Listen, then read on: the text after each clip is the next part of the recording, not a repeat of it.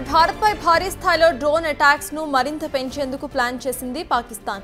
ఇందుకోసం టర్కీ నుంచి పాకిస్తాన్కు మరిన్ని ఆయుధాలు వస్తున్నాయి. ఆయుధాల కోసం పాక్ ఎయిర్ ఫోర్స్ కు చెందిన కార్గో విమానం టర్కీలో ల్యాండ్ అయ్యింది. ఆయుధాలతో ఈ రాత్రికే అక్కడి నుంచి బయలుదేరబోతోంది. ఇప్పటికే సరిహద్దుల్లో నెలకొన్న ఉద్రిక్తతలతో పాకిస్తాన్కు టర్కీ భారీగా సైనిక సహాయం కూడా చేస్తోంది.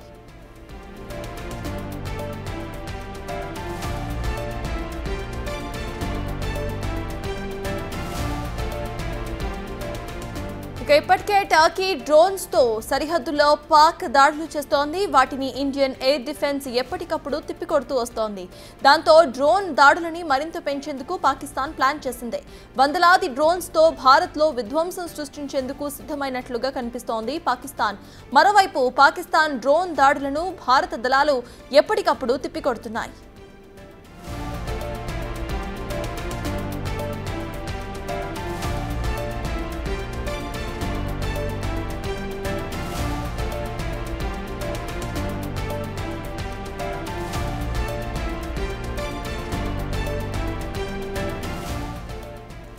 భారత్పై భారీ స్థాయిలో డ్రోన్ అటాక్స్ కు మరింత పెంచేందుకు ప్లాన్ చేస్తోంది పాకిస్తాన్. ఇందులో భాగంగా టర్కీ పాకిస్తాన్ కు హెల్ప్ చేస్తున్నట్టుగా తెలుస్తోంది. డ్రోన్స్ ను ఇప్పటికే టర్కీ నుండి పాకిస్తాన్ ఇంపోర్ట్ చేసుకోగా ఇప్పుడు టర్కీ ఇటు సైనికులను కూడా పంపిస్తున్నట్టుగా తెలుస్తోంది. ప్రెజెంట్ మనం విజువల్స్ లో చూస్తున్నాం. బిగ్ టీవీ స్క్రీన్ మీద టర్కీ నుండి స్టార్ట్ అయిన ఒక కార్గో ఫ్లైట్ యొక్క ఇన్ఫర్మేషన్ ని మనం చూస్తున్నాము.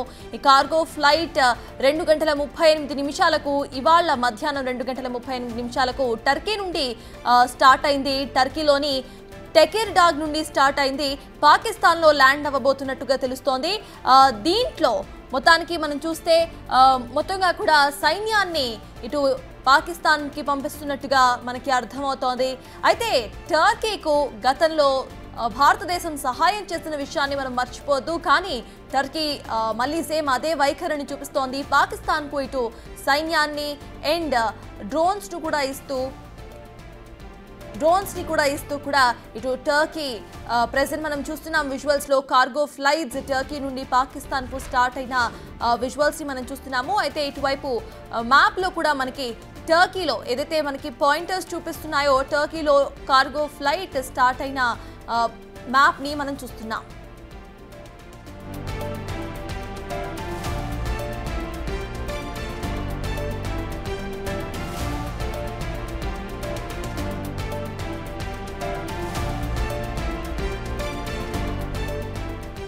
భారత్పై భారీ స్థాయిలో డ్రోన్ అటాక్స్ ను మరింత పెంచేందుకు ప్లాన్ చేస్తోంది పాకిస్తాన్.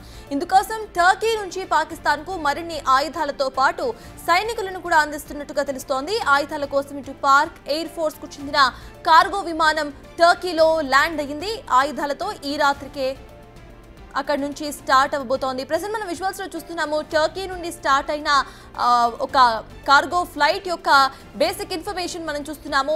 ఇవాళ మార్నింగ్ మన టైం ప్రకారం ఇవాళ మార్నింగ్ 8 o'clockకి టెక్రిడాగ్ నుండి టర్కీలోని టెక్రిడాగ్ ప్రదేశం నుండి ఇటు పాకిస్తాన్ కి కార్గో ఫ్లైట్ స్టార్ట్ అయినట్టుగా మనకి ఇన్ఫర్మేషన్ అందుతోంది. సో ఈ కార్గో ఫ్లైట్ లో డ్రోన్స్ అండ్ దాడులకు సహాయం చేసే అన్ని పరికరాలను కూడా టర్కీ పాకిస్తాన్ కు అందిస్తున్నట్టుగా తెలుస్తోంది.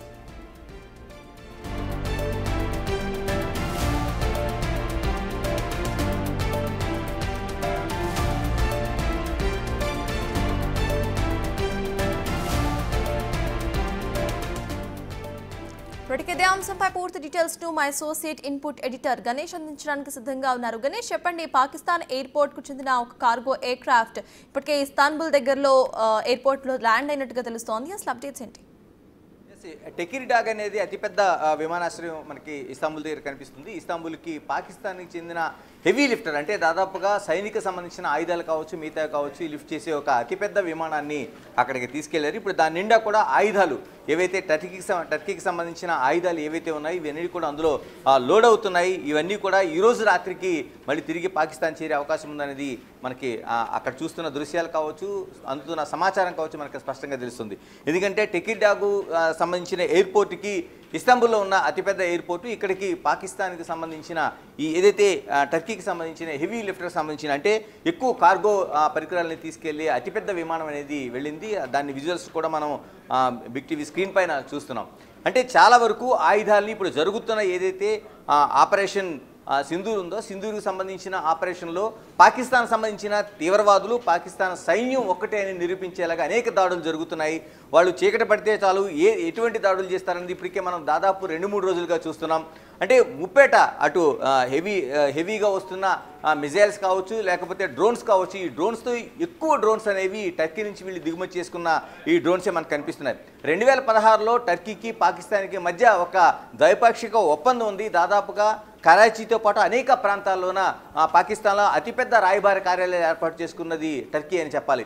ఈ టర్కీకి 2016 నుంచి కొంత సంబంధం ఉన్నా ఆ తర్వాత వాళ్ళకి టర్కీ ఆపదలో ఉన్నప్పుడు పాకిస్తాన్ ఏ విధమైన సహాయం చేయలేకపోయింది. ఇండియా లాంటి ఒక ఏదైతే శాంతి కాముక దేశం ఉందో, మిగతా దేశాలు ఇబ్బంది పడుతుంటే మేము ఉన్నామని సహాయం అందించడానికి వెళ్ళే దేశంగా భారత్ ఉందో, భారత్ ఖచ్చితంగా అక్కడికి వెళ్ళింది, టర్కీకి అనేక రూపాయల సహాయం అందించింది. కానీ ఈ రోజున జరుగుతున్న ఒక యుద్ధం లాంటి యుద్ధం కాకపోయినా ఏదైతే తీవ్రవాదులపైన భారతదేశం ఒక యుద్ధాన్ని ప్రకటించింది. ఈరోజు ఏదైతే ఆపరేషన్ సింధూర్ని కేంద్ర ప్రభుత్వం ఇప్పుడు దీన్ని తీవ్రవాదులపైన యుద్ధం కింద, అంటే పాకిస్తాన్లో జరుగుతున్న ఏదైతే ఉందో దానిపైన పాకిస్తాన్లో తీవ్రవాదులపైన ఒక యుద్ధంగానే ప్రకటించాలని భారతదేశం ఒక నిర్ణయం తీసుకుంది. ఇలాంటి సమయంలో ఇప్పటికే గతంలో కొనుగోలు చేసిన టర్కీకి సంబంధించిన ఏదైతే మిజైల్స్ కావచ్చు, కొన్ని ప్రధానంగా ఎక్కువ వాళ్ళ డ్రోన్స్, ఈ డ్రోన్స్ అన్ని ఇక్కడ రోజుకి వందల సంఖ్యలో భారతదేశం పైన ఉన్న అనేక ప్రాంతాలపైన దాదాపు 30-40 ప్రాంతాలపైన వాళ్ళు రోజు సాయంత్రం అయితే విరుచుకుపడుతూ వేస్తున్నారు. ఇవన్నీ కూడా టర్కీకి సంబంధించినవి. అంటే ఇప్పుడు అప్పటి వరకు కొనుగోలు చేసిన దానిపైన ఎవరు తప్పు పట్టడం లేదు. కానీ తాజాగా ఈ రోజు జరిగిన పరిణామాన్ని మాత్రం ఖచ్చితంగా ప్రతి భారతీయుడే కాదు, ప్రపంచంలోని అన్ని దేశాలు కూడా తప్పు పట్టే పరిస్థితి వచ్చింది. ఏదైతే ఉప్పుతున్న విశ్వాసం అనే ఒక మాట ఉంటుంది మనకి, టర్కీకి చేసిన సహాయాన్ని పూర్తిగా మర్చిపోయి ఈ రోజున పాకిస్తాన్కి ఇంత పెద్ద సంఖ్యలో ఆయుధాలని సమకూర్చుతోంది. దానికి ఆధారాలుగానే మనకి ఇప్పుడు టర్కీకి సంబంధించిన ఏదైతే టెకిర్డాగు విమానాశ్రయంలో, ఇస్తాంబుల్లో ఉన్న విమానాశ్రయంలో పాక్కి సంబంధించిన అతిపెద్ద విమానం ఏదైతే ఉందో, హెవీ లిఫ్టర్, అంటే దాంట్లో అనేక ఆయుధాలని తీసుకొచ్చే ఒక కార్గో విమానాన్ని అక్కడ వాళ్ళు లోడ్ చేస్తున్నారు. ఈరోజు రాత్రికి 8-9 గంటల మధ్య పాకిస్తాన్కి చేరే అవకాశం ఉంది. దీని నిండా ఖచ్చితంగా అనేక ఆయుధాలు ఉన్నాయి. ప్రధానంగా ఏవైతే వాళ్ళు బాంబింగ్ చేయడానికి కావచ్చు, లేకపోతే ఏదైతే మనకు అనుకుంటున్నామో వీటిని ఆ డ్రోన్స్ కావచ్చు, ప్రధానంగా ఇవి సూసైడ్ డ్రోన్స్ కావచ్చు, బాంబింగ్ డ్రోన్స్ కావచ్చు, ఇవి ఉన్నాయనేది ప్రధానంగా మనకు స్పష్టమవుతుంది. అంటే ఇంత పెద్ద ఎత్తున అంటే ప్రపంచ దేశాలు సైతం పాకిస్తాన్లో తీవ్రవాదాన్ని వ్యతిరేకిస్తున్నారు. ఈరోజు చేస్తున్న దాడిని ఏదైతే ఉందో, అంటే ఇండియా పూర్తిగా అక్కడ ఉండే తీవ్రవాద స్థావరాలని టార్గెట్ చేస్తుంటే ఇక్కడ ఏదైతే జనావాసాల మీద టార్గెట్ చేస్తున్నారు, పదుల సంఖ్యలో చంపడానికి చూస్తున్నారు. ప్రధానంగా మన ఏదైతే మిలిటరీ బేస్లు ఉన్నాయో, ఎయిర్ బేస్లు ఉన్నాయో, వాటిని టార్గెట్ చేస్తూ వాళ్ళు చేస్తున్న డ్రోన్ దాడులు. అంటే ఖచ్చితంగా ఇప్పుడు ఎక్కడైతే తీవ్రవాదం అతిపెద్దగా ఉందో ఆ తీవ్రవాదులు పాకిస్తాను సైనికులు ఆ దేశం ఒక్కటే అని నిరూపించేలాగా మనకి ఈ వాతావరణం అంతా కనిపిస్తుంది. ఇలాంటి పరిస్థితుల మధ్య టర్కీ తీసుకున్న నిర్ణయం అంటే అందులో ఖచ్చితంగా అంత విమానం వెళ్లాల్సిన అవసరం లేదు. ఇంత యుద్ధ సమయంలో అక్కడికి ఎయిర్ జోన్లోకి వెళ్లాల్సిన అవసరం లేదు. వెళ్ళిన తర్వాత అక్కడ ఈరోజు ఉదయం నుంచి కూడా జరుగుతున్న పరిణామాలన్నీ చూస్తుంటే అంటే టెకిర్డాగులోన సాధారణంగా ఇలాంటి ఆయుధాలకు సంబంధించిన ఎగుమతులు దిగుమతులకు సంబంధించింది ఉంటుంది. ఎందుకంటే టర్కీ ఇలాంటి ఆయుధాల ఉత్పత్తిలోనూ వాటి అమ్మకాల్లోనూ ఎగుమతుల్లోనూ ప్రధానంగా కనిపిస్తుంది కాబట్టి, ప్రధాన ఆదాయంగా టర్కీకి కనిపిస్తుంది కాబట్టి టర్కీకి ఈరోజు చేస్తున్న ఏదైతే లోడింగ్ ఉందో హెవీ లిఫ్టర్ని పాకిస్తాన్ తీసుకెళ్ళగలిగింది. అక్కడ ఈరోజు అక్కడ నుంచి బయలుదేరి ఇక్కడికి వచ్చిన తర్వాత ఖచ్చితంగా జరుగుతున్న ఏదైతే వాళ్ళు చేస్తున్నది సామాన్య ప్రజలపై యుద్ధాన్ని ఏదైతే చేస్తున్నారో దానికి సహాయం చేసేలా ఇది ఉందనేది మనకు కనిపిస్తుంది. ఇప్పటికే దీనిపైన భారత్లోని అనేక పక్షాలు దీన్ని పూర్తిగా విమర్శిస్తున్నాయి.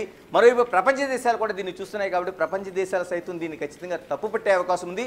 మరోవైపు టర్కీ తీసుకున్న విధానం అంటే పాకిస్తాన్కి ఎలాగా అలాంటి నిర్ణయాలు తీసుకునేది కానీ అలాంటి సిగ్గు ఎగ్గు అంటే అలాంటి ఏమీ లేకుండా తీవ్రవాదాన్ని ప్రోత్సహిస్తున్న పాకిస్తాన్కి ఎట్టి పరిస్థితుల్లో కూడా ఇలాంటి కొనుగోలు చేయడంలో కానీ మరింత ఆయుధాలను తీసుకొచ్చి భారత్ పైన దాడి చేయడానికి కానీ ఏమాత్రం వెనకాడదు. కాబట్టి దానికి సహాయం చేస్తున్న టర్కీని ఇప్పుడు అందరూ తప్పుపడుతున్నారు. ఈ రోజు కానీ వస్తున్న ఏదైతే కార్గో విమానం ఉందో దీనిలో కానీ మరిన్ని ఆయుధాలు వచ్చినట్టు కానీ సమాచారం అందితే ఖచ్చితంగా ప్రపంచ దేశాలు టర్కీని ఒక దోషిగా నిలబెట్టే అవకాశం అయితే స్పష్టంగా కనిపిస్తోంది.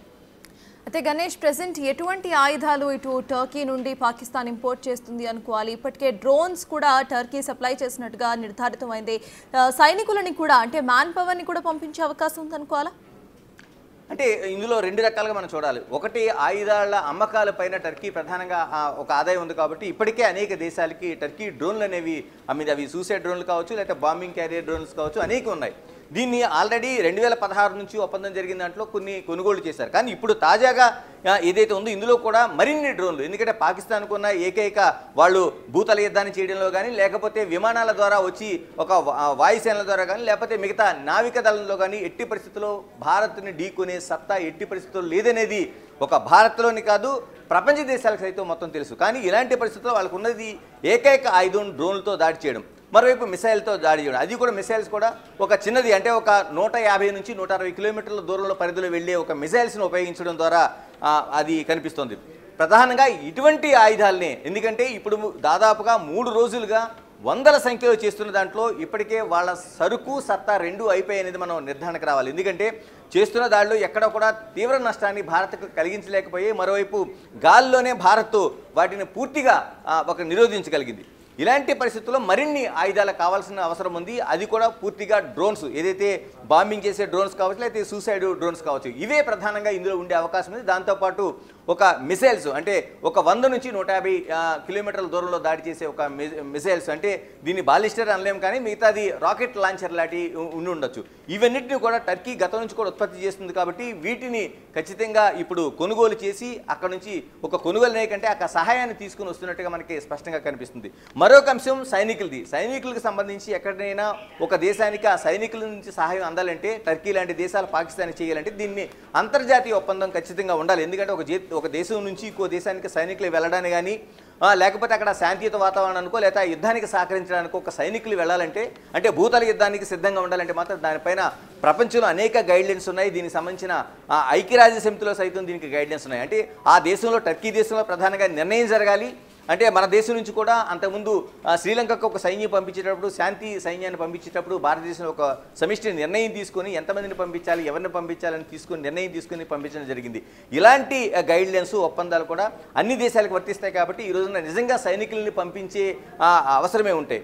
టర్కీలో ఖచ్చితంగా అక్కడ ఉండే ప్రభుత్వం నిర్ణయం తీసుకోవాలి. దానికి సంబంధించిన అంతర్జాతీయ గైడ్లైన్స్ ఏమైనా వాటిని పాటించి వెళ్లాల్సిన అవసరం ఉంది. కానీ ఇప్పుడు మనం అనుకుంటున్నట్టు ఇదే విమానంలో కానీ కొంత సైనిక సహాయం కూడా వెళ్ళినట్టయితే ఇంతకంటే అంతర్జాతీయంగా జరుగుతున్న ఒక ఘోరం నేరం ఉండదని చెప్పాలి. నిజంగా అటువంటి పరిణామాలు ఇప్పటికే ఇంటెలిజెన్స్ కావచ్చు, ప్రపంచ దేశాలు ఉండే శాటిలైట్ సిస్టమ్ కావచ్చు, అనేక అంశాల్లోన ఒక దేశం ఇంకో దేశానికి వెళ్తున్న రవాణా కావచ్చు, లేకపోతే అక్కడ మిగతా ఏదున్నా సరే ఈరోజు బహిరంగంగా వచ్చే అవకాశం చాలా స్పష్టంగా ఉంది.